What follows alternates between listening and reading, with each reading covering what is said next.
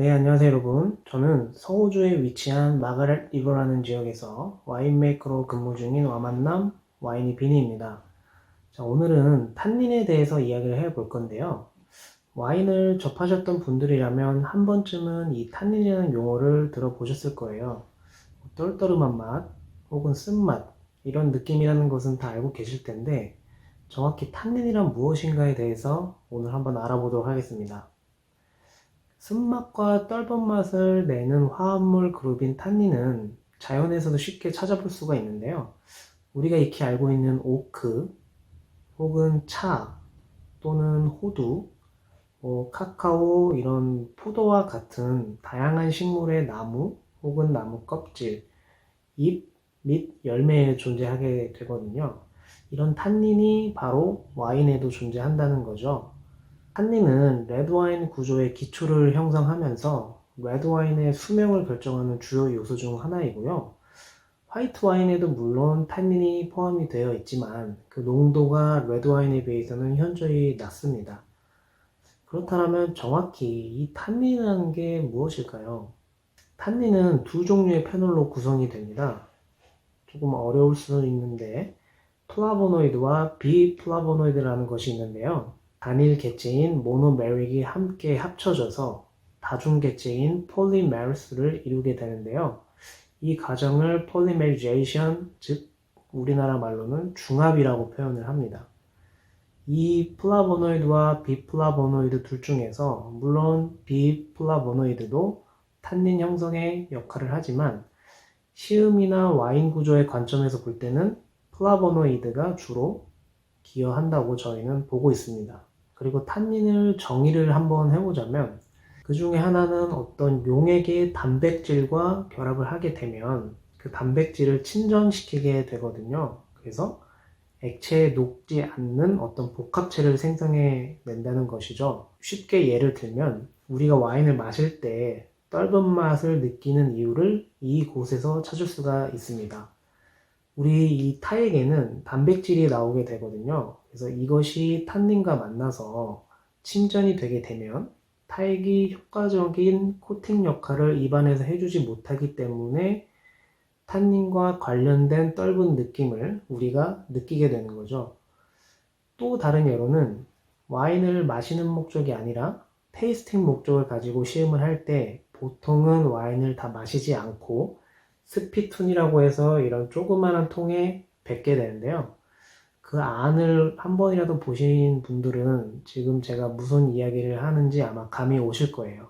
무언가 둥둥 떠다니는 것을 보신 적이 있으실 거예요. 그것이 바로 제가 방금 말씀드렸던 타액 단백질 덩어리가 와인에 의해 액체에 녹지 않는 상태로 생성이 돼서 나오게 되는 거죠. 이러한 단백질적인 결합 요소를 음식과의 조화에서도 찾아볼 수가 있는데요. 보통 우리가 스테이크 하면 어떤 것을 선택을 하게 되죠? 그렇죠. 레드와인이죠. 레드와인과 잘 매칭을 시키게 되는데요.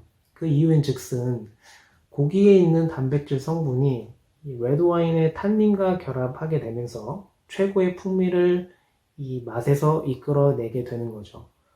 또한 탄닌의 분자들이 고기의 지방을 부드럽게 해주거든요. 그래서 더 맛을 극대화시키기도 하게 되는 겁니다. 그렇다면 탄닌이 어느 정도 어떤 느낌이다라는 것은 알게 되었는데 이 탄닌이 과연 어떻게 와인에서 생성이 되는지 한번 알아보도록 하겠습니다. 탄닌은 포도 껍질, 씨앗, 줄기, 마지막으로 숙성 과정에서 사용되는 오크통, 이 네 가지를 주요 공급원으로 보고 있는데요. 이런 탄닌의 맛과 강도, 품질 등을 결정하는 데에는 여러 요인들이 있는데 포도 품종, 포도밭의 상태, 포도밭 관리 방법, 그리고 해마다 다른 기후의 빈티지, 혹은 와인 양조 방법의 차이에서도 달라질 수가 있고, 그리고 오크통을 와인 메이커가 어떻게 사용하느냐에 따라 여러 요인의 영향을 받을 수가 있습니다. 이렇게 생성된 탄닌은 와인의 질감과 식감을 제공할 뿐만 아니라 어떤 무게감과 구조감을 제공하는 역할도 하게 되는 거죠. 오늘 제가 드릴 이 이야기에서는 와인 양조에 관해서 탄닌이 어떤 영향을 받게 되는지 좀 더 구체적으로 말씀을 드리도록 할게요. 화이트 와인 같은 경우에는 포도가 와이너리에 도착하자마자 압착을 진행을 하는데요. 그 압착에서 얻어지는 과즙만으로 대부분 화이트 와인을 만들게 됩니다. 그에 반면 레드 와인 같은 경우는 포도 전체를 이용해서 만들게 되죠. 레드 와인 발효 시에는 포도의 껍질, 그리고 씨앗, 주스, 때로는 줄기가 모두 함께 이용이 되는데요. 이 과정에서 색과 탄닌이 모두 와인에 침출이 되게 됩니다. 그래서 우리가 레드 와인을 마실 때 느끼는 건조감이 화이트 와인보다 더한 이유인데요. 자, 그럼 이제 와인 메이커가 레드 와인 발효 과정 시에 탄닌을 추출하기 위해 어떤 작업을 해주게 되는지 한번 알아보도록 하겠습니다. 자, 이제 와이너리에 포도가 도착을 하고 나서 저희는 제경 파쇄라는 작업을 거치게 되는데요. 그 제경 파쇄라 함은 포도를 제경 파쇄기에 넣어주고 포도 줄기를 제거해주고 난 이후에 파쇄가 진행이 됩니다. 그래서 어떤 포도가 더 약간 으깨지는 거죠. 이런 껍질과 씨앗과 주스의 이런 혼합되어 있는 상태, 이 상태를 저희는 머스트라고 표현을 하는데요. 이 머스트를 얻어내고 나서 그 다음에 탱크로 바로 옮겨주게 됩니다. 자, 이렇게 탱크에 옮겨 담아주고 난 이후에 발효가 시작이 되게 되면 고형물, 즉 포도 껍질과 과육들이 위로 뜨게 되는데요. 주스는 가운데에 위치하게 되고 씨앗들은 맨 밑으로 가라앉게 됩니다. 이 고형물들을 주스 쪽으로 계속 밀어주거나 주스를 끌어올려서 고형물을 계속 적셔주어야 하는데 그 이유인 즉슨 고형물들을 계속 가만히 위에 놔두게 되면 마르게 되는데요. 이곳에서부터 와인이 부패가 일어나게 됩니다. 또 다른 중요한 이유는 이 껍질에서 와인의 색과 탄닌이 추출이 되기 때문에 계속해서 가운데 있는 주스와 이 고형물을 접촉을 시켜 주어야 주스의 탄닌이 추출이 되기 때문인데요. 해서 매일매일 고형물을 적셔주는 작업을 해 주어야 합니다. 적셔주는 방법에는 크게 고형물을 밑으로 눌러주어서 주스를 적셔주는 것과 주스를 끌어올려서 위로 뿌려주는 것 두 가지 방법으로 나뉘게 되는데요. 고형물을 밑으로 눌러주는 작업에는 피자즈 또는 펀치다운이라는 것이 있습니다. 와인메이커가 발효 중에 위로 올라간 포도 껍질을 머스트 와인으로 다시 조심스럽게 밀어넣는 매우 부드러운 추출 기술인데요.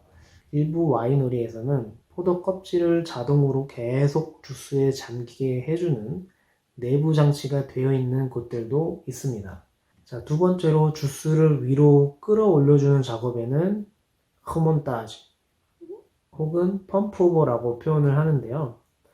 펀치다운보다는 탄닌을 추출하는 데 있어 약간 더 효과적입니다. 그래서 발효통의 중간에 있는 이 액체를 빼내서 포도 껍질 위로 다시 펌핑을 해주는 작업입니다. 이 방법 외에 좀 더 강한 탄닌과 색을 줄 수 있는 방법이 있는데 바로 델레스타지 혹은 렉 앤 리턴이라고 하는 작업인데요. 탱크 안에 있는 주스를 다른 빈 탱크에 완전히 다 빼준 후에 다시 원래 탱크 고형물 위로 뿌려주는 작업입니다. 모든 주스가 다 빠지고 다시 그 고형물 위로 뿌려지면서 더 많은 압착이 가해지기 때문에 더욱 강한 탄닌이 우러나오게 되는 것이죠. 자, 이렇게 언급한 방법들을 어떤 강도로 얼마나 오랫동안 지속하는지, 얼마나 자주 하는지 와인메이커가 결정을 하게 되는데 또 본인의 스타일에 따라 가벼운 탄닌의 레드와인 느낌을 원한다면 짧게 해주거나 강도를 약하게 해주는 반면 무겁고 강한 탄닌의 레드와인을 원한다면 강도를 세게 그리고 지속시간을 늘려주게 되는 거죠. 그래서 탄닌을 좀 더 증가시키는 방법으로는 첫 번째로 펀치다운의 횟수를 증가시키는 경우도 있고요.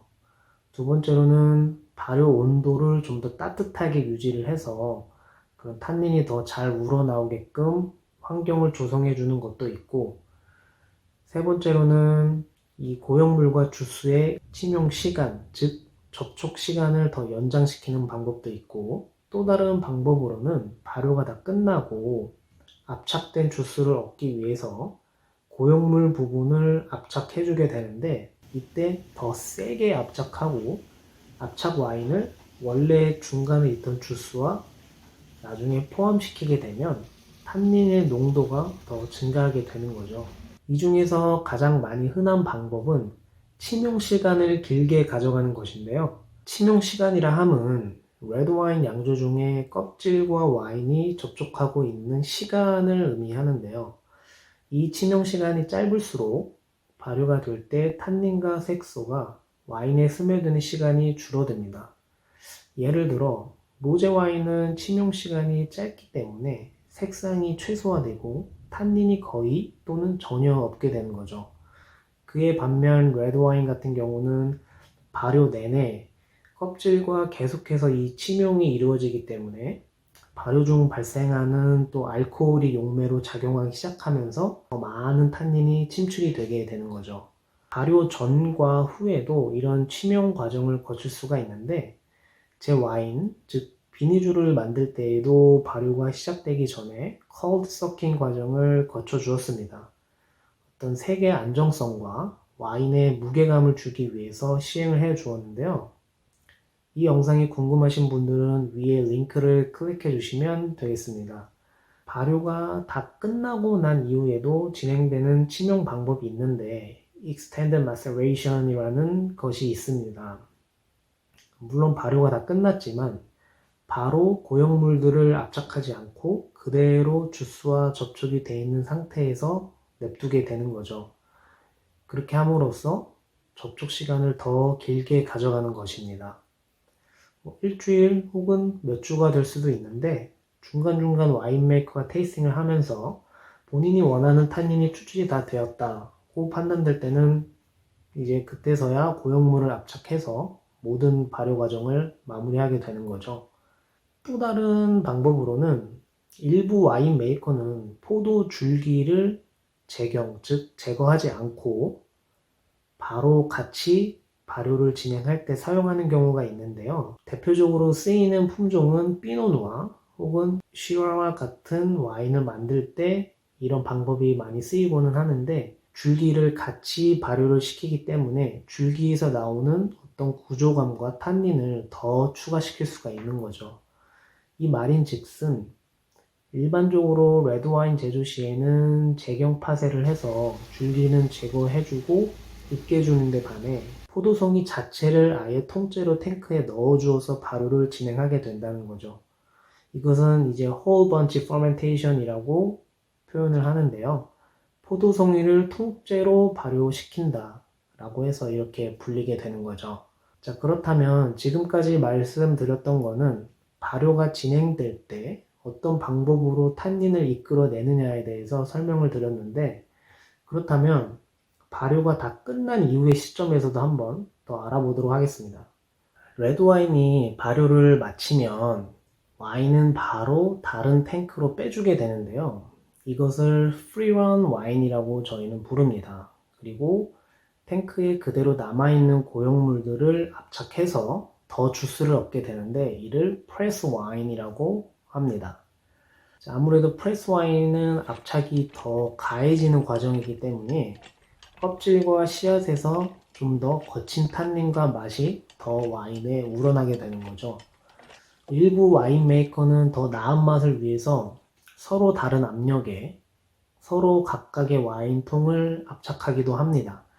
여기서 가장 강한 압력을 받는 와인이 당연 탄닌의 농도가 더 강하게 되겠죠.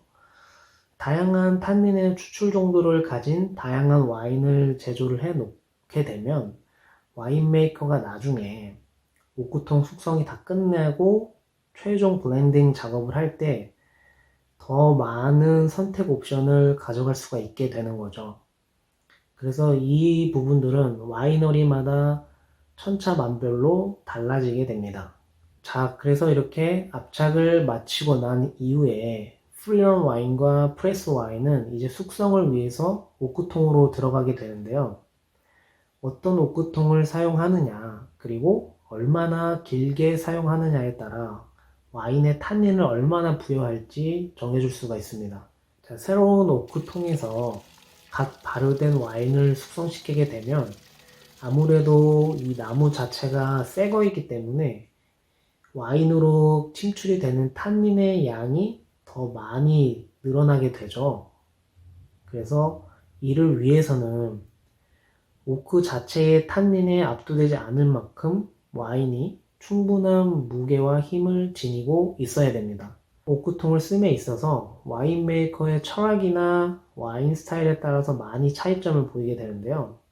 저희 개인적인 와인 메이킹 철학은 와인 본질의 맛을 유지해서 만들어 나가는 것을 저는 목표로 하고 있습니다. 새로운 오크통들을 과도하게 사용해서 자칫 와인 본연이 가지고 있는 어떤 과일 향이라든지 포도 자체의 맛을 이렇게 덮어버리기보다는 적절한 오크통을 사용해서 와인의 구조감도 주고 부드러움도 제공하면서 와인 본연의 맛을 지켜나가려고 하고 있습니다. 그래서 제 개인적인 생각에는 최고의 와인 메이커라고 하면 포도의 숙성도, 그리고 껍질, 원하는 와인 스타일을 포함한 다양한 요소에 기반을 해서 탄닌을 관리할 줄 알아야 된다라고 생각을 하고 있고요. 좋은 탄닌 관리는 포도가 충분히 익지 않았거나 과도하게 추출되었을 때 발생하는 쓴맛들을 방지해 줄 수가 있는데, 또한 어린 와인들이 가지고 있는 다소 거칠고 아직은 성숙하지 않은 강한 탄닌들이 레드 와인이 수십 년 동안 잘 숙성되도록 하는 핵심 특성 중 하나가 될 수가 있거든요. 그래서 이 거칠고 투박하던 탄닌은 시간이 지남에 따라서 중합이 돼서 서로 긴 사슬을 만들게 되는데, 이 긴 사슬의 탄닌은 더 부드럽고 덜 거친 느낌을 주게 됩니다. 자, 이렇게 너무 좀 두서없이 와인 탄닌에 관한 이야기를 들려드렸는데요. 마무리하기 전에 번외로 와인의 탄닌은 건강에 나쁠까요? 아니면 이로울까요?